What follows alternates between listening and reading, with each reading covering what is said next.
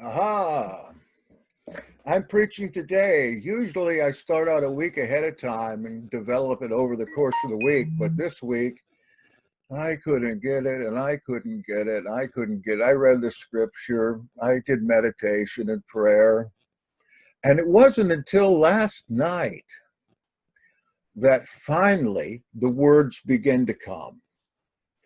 And so the title of this sermon is A Disinterested Life. And strangely enough, the passages from the scripture come from obscure places. There are actually 3 short sayings in this message, 2 from the Gospel of Thomas and 1 from an inscription on a mosque in India. So can you hear me all right? Am I handsome today? Okay, good. Looking good. Good. Thomas 7. Yahshua said, "Blessed is the lion that becomes a man when consumed by a man, and cursed is the man whom the lion consumes, and the lion becomes a man." This is probably one of the strangest and littlest known passages from the Gospel of Thomas. It definitely needs some clarifying, and there have been times where we've spent many a half hour trying to figure out what this could possibly mean. And we can get a little bit of an interpretation, as I have found, if we appeal to James the Just in his letter, chapter 1, verses 7 and 8, which is quite plain once these verses are properly translated and juxtaposed. And I found out something new about this particular passage when I looked at it in the original language, and it actually says something quite different than we're used to. And this is the passage itself in a literal translation. There exists the double-spirited man, unstable in all his ways. The one mustn't suppose he'll receive anything from Yahweh. Instead of double-minded, the actual word is double-spirited, with di suke is the actual word, and suke, of course, means spirit. Please forgive me for getting into some theology right off the bat. And I'm asking you now to put on your thinking cap as I try to explain. Unconverted persons, they have only one identity. For, as you've heard many a time in these sermons, they are spiritless humans. Spiritual things have no interest for them. I'm sure that you know plenty of people who fit this particular description. Try as you might, you're not able to do anything that breaks through to them. Even the Father's prevenient grace has little chance with them, especially as they age. The older they get, the less of a chance that the grace or favor of the Creator may affect them.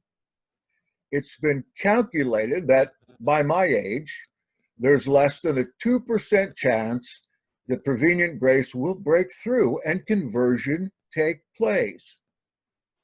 Blessed are those who open up to the grace of Elohim when they're in their teen years. For when they get old, they'll have remembered their heavenly gift and have nothing to fear. In our Essenic theology, a converted believer has 2 identities, 2 spirits, 2 bodies. One is one's identity as a spiritual being, and the other is a physical being. And as time goes on, after our conversion takes place, believers' physical being should diminish, while the spiritual being grows greater in order to make up for the loss of the physical. This is a natural law that we read some about in 1 Corinthians 15, that the natural is eventually dissolved in the spiritual, just as the physical body deteriorates and finally dies. For the believer, Death becomes the releasing of the spiritual person, fully formed and finally ready to live on its own, not unlike the moth from its cocoon, the butterfly from the chrysalis, transformed and beautiful and taking to space. However, when the unconverted person dies, there's nothing left of them but a fading memory. Such unconverted are spiritless. They've never been born again of spirit. That baby spirit has never been installed into them. We who love the unconverted may only hope in the resurrection for them, laying them at the feet of the Creator and expecting the Creator to bring them back alive at the proper time to be judged according to what they accomplished in their life. Their good deeds, and hoping that it will be found fit to remain in the millennial world. For the converted, spirit-born believer, the two identities cause the mind to be divided through the lifespan, resulting in a continuous struggle between the two. James' double-spirited person. The spirit body that the believer favors becomes the stronger, and it's easiest to allow the physical to become the stronger, as we have no choice except to live to a great extent in the physical world. And the responsibilities of the physical world are the easiest to fulfill on account of this world's immediate punishments and shames. For instance, one must pay the mortgage or rent or lose the home. Best you have no mortgage at all, because on this plane, we have no permanent home. Another obligation is the nurture of our children, who oftentimes are considered our responsibility entirely through their lifespans. And although we know that our children must make their own mistakes and learn from them, we often nurture children even into their 30s, 40s, and beyond. Another physical world obligation is to the government in the form of taxes, dues, forms, censuses, laws, and elections. You must participate in some, or you yourself may be incarcerated, so you promptly fulfill these obligations. On the contrary, the obligations of the spiritual identity are entirely optional. One may choose to keep Torah, do good works, and fulfill what Paul calls the law of Christ. But these things are entirely in accordance to one's volition or desire or will. And the converted have no fear of immediate punishment if such are slighted or even ignored. If we disobey, nothing bad comes upon us, at least not now. The obligation of one's spiritual body are optional. And by optional, I mean that if spiritual obligations are not fulfilled, there's no fear in the now of being incarcerated, fined, shamed, or punished. No believer has to keep the Sabbath as though it were a physical law that one could be arrested for. No believer is forced to obey Elohim or be executed. There's no immediate temporal punishment for disobeying any spiritual obligation. We can easily get away with breaking the law, at least for the time being. We can see that the one, the physical, is easy to obey on account of the temporal punishments, but the other, the spiritual, is not punished in the here and now, though chastisement is promised later. And thus, even for the converted and dedicated, the physical world becomes stronger and stronger, even until the conversion experience is forgotten, as the spiritual body is consumed by the physical, until finally one's salvation is in jeopardy. Now that we understand something of the double-spirited theology, let's again read that 42nd similitude of the Gospel of Thomas and try to interpret it. Yahshua said, "Blessed is the lion that has become man when consumed by man. And cursed is the man whom the lion consumes and the lion becomes man. At least from my understanding now, the lion represents the physical body, the animal body, the physical world of the eyes. The man represents the spiritual body and the spiritual world unseen by the eyes. One's as real as the other, though the nearsighted only observe the physical. Consumed represents the digestion of the one by the other, the weakening or destruction of one by the other. One, the physical or spiritual identity, is eaten up by the other, and that which is eaten is digested and finally out the vent and laid as waste. Forming bonds to things we see, our spouses, our homes, our children, politics, sports, stamp collecting, university majors, social groups, social networking, religions and church, shoes, guns, swords, multi-level marketing, etc., all tend to eat away our spiritual identities unless we are careful to nourish the other side until when the trumpet sounds, it can't be heard through the din of worldly cares and noise. We must never let it out of our minds. That which belongs to the world will stay with the world. As a converted being, a spiritual being, we may have existed before this life journey in the world of the past, and we may still exist after this life journey has ended, but for now, we're just passing through like a tourist. And as we prepare for eventual retirement in this world, all the more we prepare for eternity, especially considering our sojourn there will be 1,000 times longer.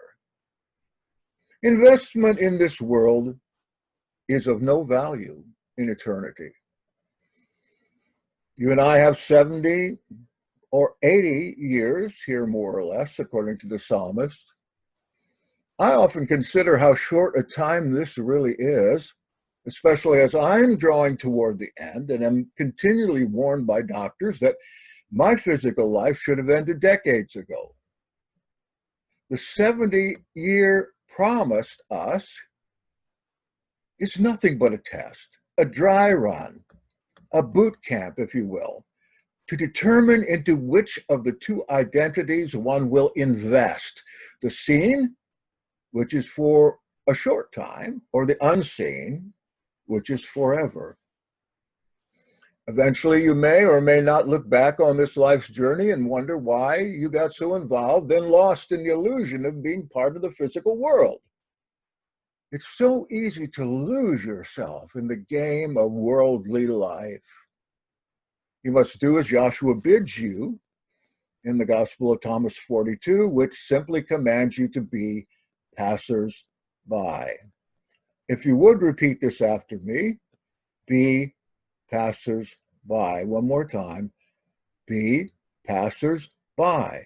Step out of the game, step out of the illusion, and begin to observe all you see progressing as a spectator rather than as a full participant.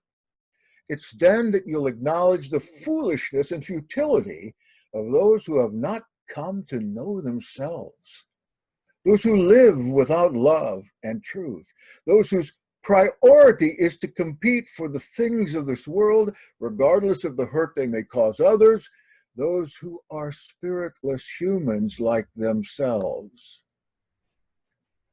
As I mentioned before, there's an inscription on a mosque in India. It's a tribute to Yahshua, and it can be traced back at least to the 8th century. Now we're going to take it out of mothballs, and here's what it says. The world, Yahshua says, the world is like a bridge. Don't install yourself on it.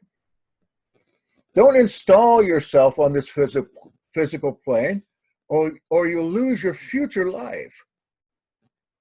Another great saying of Yahshua that never made it into the record: as you surmount the bridge, be passersby. Don't install yourself.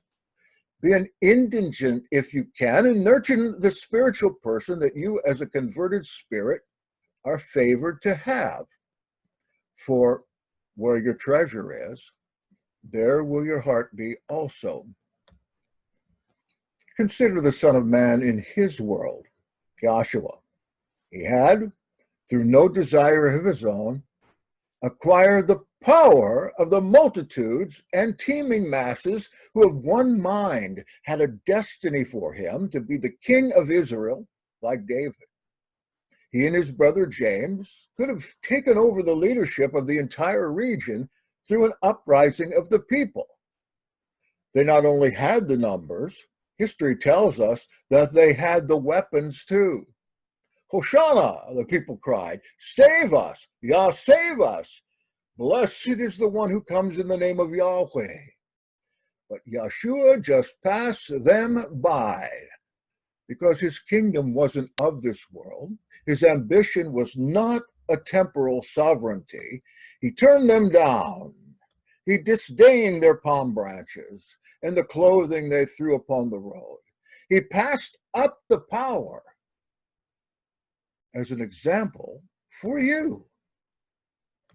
Likewise, his brother and successor, Yaakov HaZadik, James the Just, had the multitudes behind him in such numbers that the powers that be were forced to open the door of the Holy of Holies to allow him entrance, though only the high priest was allowed into that place, and only once a year. At that point, James could have effortlessly taken the entire religious establishment away from those Herodians, Sadducees, Pharisees, and even Romans. But he chose not to, but rather to warn them all from the parapet of the temple that such a fate wasn't for him, and that they should all instead be looking for the Son of Man who was descending from the sky. 7 years later, that Son of Man did descend, and their entire physical existence came to a violent end. Yet, like Brother Yahshua, he remained by the world, vaulted to fame by men and women who were not converted and couldn't understand why he wouldn't receive what they had offered him. For zeal for the temple, that is, the true faith of the temple, had consumed him, had eaten them up, and their physical existence was indeed consumed, one crucified, the other stoned. But they gave up their lives willingly, knowing that true reality and freedom was on the other side. And their spiritual existence remains yet today in their power to convict and convince those with the help of prevenient grace who are even now being saved. And what had Yahshua to say about the politics of his day? Only this: that fox, speaking of Herod, the king of the Jews, and of sporting events, can you see your master as a spectator at gladiatorial games, rooting for a champion and keeping track of his champion statistics? Hey, there were hundreds of bloody games going on in Israel in his day, and the people loved them and found their excitement in them. Sports was nothing more than a distraction and another means by which his spiritual identity could be consumed by his physical. And from what you know of the life of your master, can you possibly see him living today to keep track of the various conspiracy theories for hours each day and predicting outcomes? Or watching the stock market statistics each evening when the Dow closes? Or lobbying for certain political parties and cursing others in hopes of getting his man into office? Or keeping tabs each day in the afternoon on Rachel Ray, putting his efforts into exotic dishes so he might impress his disciples with his gourmet taste? Or flipping houses, or researching investments, or seeking loans to pay his taxes, or worrying about paying the rent, or being concerned with his minor headaches and backaches, or marching with a group of revolutionaries, tearing down monuments, or leaving his mark on society, or plotting how he could fix his enemies, or determining how he could make his children love him more, or putting up a profile and spending hours a day on social media, or collecting tattoos, or shopping at Brooks Brothers. No! His was a disinterested life. And shouldn't ours be as well? Let's talk about what it means to be disinterested for a moment. There's confusion these days about the meaning of disinterested and uninterested. They both mean something quite different, but the two are used synonymously by most people. But if we go back a little bit, we can get a better understanding of our own faith if we get a better understanding on how these two words are differentiated. An uninterested person is bored, unconcerned, indifferent, but a disinterested person is impartial, unbiased, or has no stake in the outcome. Remember that an uninterested person has no interest in something, and a disinterested person has no ethical conflicts in the situation at hand. Obviously, Yahshua, as the model disciple, may have been very interested in about everything, yet he lived a disinterested life. That is all summed up in our gospel portions for today. Be passersby. Blessed is the lion that becomes man. No double-spirited man will gain anything from Yahweh.